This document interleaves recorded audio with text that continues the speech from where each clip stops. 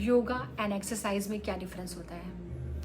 इसमें ना बहुत कन्फ्यूजन होता है एक्चुअली। तो आज मैं कन्फ्यूजन क्लियर करती हूँ। पहले हम बात करते हैं एक्सरसाइज की। एक्सरसाइज को अगर हम देखें तो इट्स एन एक्सटर्नल प्रोसेस। इसको सिर्फ एक्सटर्नली आप देख सकते हो, like muscle buildup and physical fitness, इसको cardiovascular fitness and body composition, body fitness, तो ये सारी चीज़ें आप इसमें देख सकते हो। एंड अगर हम योगा की बात करें तो योगा में एंड एक्सरसाइज में जो है एक गोल ओरिएंटेड होता है एक्चुअली। जैसे कि आपको कुछ 1000 स्टेप कंप्लीट करने हैं, या 5 किलोमीटर्स आपको चलना है, रनिंग करनी है, या फिर आपको जो है स्पेसिफिक वेट लिफ्ट करना है। एंड योगा की बात करें अगर हम, तो योगा जो है ना एक इंटीग्रेटेड आपका integration of mind, breath and soul. ये माइंड, बॉडी और सोल तीनों को ही कनेक्ट करता है। अगर इसमें हम आसनास की बात करें, पोजेस की, ये इसका सिर्फ वन पार्ट होगा, ओनली वन पार्ट। अगर हम इसका कंप्लीट देखें, actually it's an holistic system, क्योंकि इसमें आपकी बॉडी, माइंड एंड सोल, ये तीनों को ही रिलीफ देता है, तीनों को ही काम डाउन करता है। आपकी बॉडी काम डाउन होती है, इमोशनल बैलेंस होता है आपका, इसमें मेंटल क्लैरिटी होती है, एंड साथ ही साथ आपका जो spiritual awareness, internal awareness develop होता है आपके अंदर। अगर हम नर्वस सिस्टम की बात करें तो जो हमारी एक्सरसाइजेज हैं, एक्सरसाइजेज हमारी सिंपैथेटिक नर्वस सिस्टम को एक्टिवेट करती हैं। जैसे कि रिदमिक, आपका हार्ट रिदम फास्टर होता है, आपका हार्ट बीट तेज़ होता है, और आपका जो कॉर्टिसोल लेवल है वो बढ़ता है, क्योंकि आपका एड्रेनलिन यानी कि फाइट और फ्लाइट मोड ऑन हो जाता है, जिसकी वजह से आपकी बॉडी बहुत ज़्यादा फास्टर, उसका जो भी चीज़ें आपकी, लाइक आपकी ब्रेथ, आपका हार्ट रिदम यानी कि हार्ट बीट, आपका डाइजेशन स्लो हो जाता है। तो ये सारी चीज़ें आपकी फास्टर हो जाती हैं, जिसकी वजह से आपका डाइजेशन स्लो होता है, एंड आपका मेंटल जो है, माइंड जो है वो अनस्टेबल हो जाता है थोड़ी देर के लिए, वो कन्फ्यूजन में रहता है थोड़ा सा। इतना फास्ट आप चीज़ें करते हो उसमें, स्पीड अप करते हो उसमें।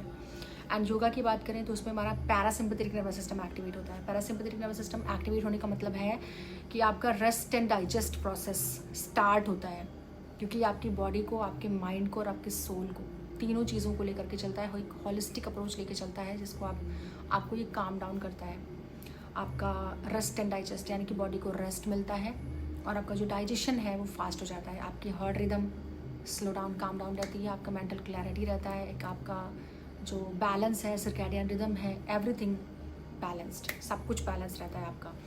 अब अगर हम प्रोसेस की बात करें तो जो एक्सरसाइज है वो कैटाबॉलिक प्रोसेस होती है, और जो हमारा योगा है वो एनाबॉलिक प्रोसेस होती है। एनाबॉलिक मतलब एनर्जी कंजर्व करना, एनर्जी फॉर्म करना, एनर्जी आपकी बॉडी के अंदर कंजर्व रहती है, आप एनर्जी लेस, फटीगनेस या थकान फील नहीं करते हैं योगा के बाद। आपकी बॉडी फ्लैक्सिबल होती है, आपकी एनर्जी बॉडी के अंदर रीगेन होती है, रिस्टोर होती है। एंड एक्सरसाइज में क्या होता है, आपकी कैटाबॉलिक प्रोसेस स्टार्ट होती है, आपकी एनर्जी ब्रेक डाउन होती है, आप बहुत ज़्यादा लेथार्जिक, बहुत ज़्यादा फटीगनेस बॉडी में हो जाती है, आप थकान फील करते हो, बॉडी एग्जॉस्ट हो जाती है कंप्लीट तरीके से।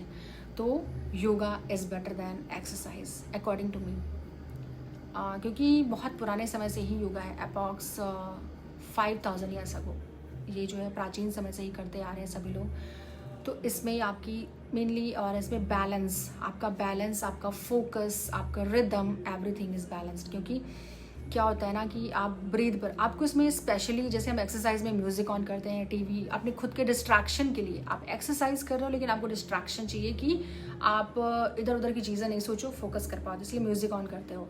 लेकिन अगर आप एक्सरसाइज की बात करेंगे तो इसमें ये होता है, लेकिन आप योगा की बात करेंगे तो योगा में क्या होता है, आप ब्रीथ पर फोकस करते हो, ब्रेथ कंट्रोल, आपका पूरक, रेचक एंड कुंभक। पूरक मतलब जो आप इनहेल करते हो, कुंभक मतलब आपने होल्ड किया, एंड रेचक मतलब आपने एक्सेल किया। तो आपकी ब्रीथ इससे एक्सटेंड होती है, आप उसको long exhalation, long inhalation and long kumbhak, जब आप ये करते हो ना तो आपकी बॉडी, आप यकीन नहीं मानेंगे आपकी बॉडी के अंदर कितने ज़्यादा चेंजेस आपको देखने को मिलेंगे।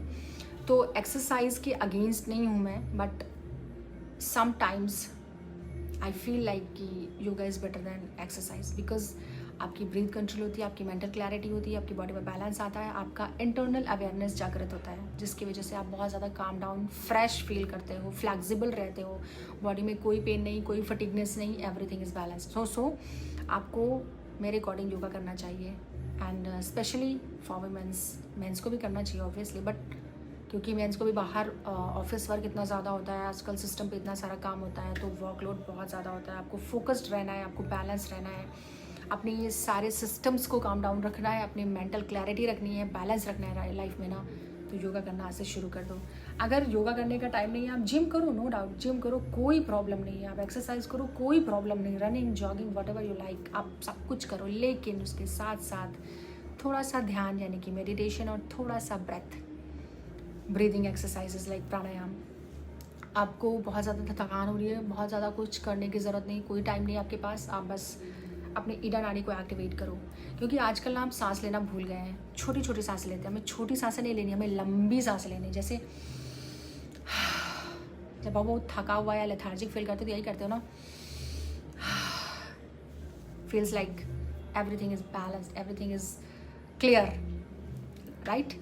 आप बहुत अच्छा फील करते हो तो अपना लंबा एक्सलेशन रखो, लंबा इंहलेशन रखो एंड लंबा घुमा रखो, तो आपको बहुत ज़्यादा बेटर फील होगा। तो इसलिए do yoga and be healthy. All the best.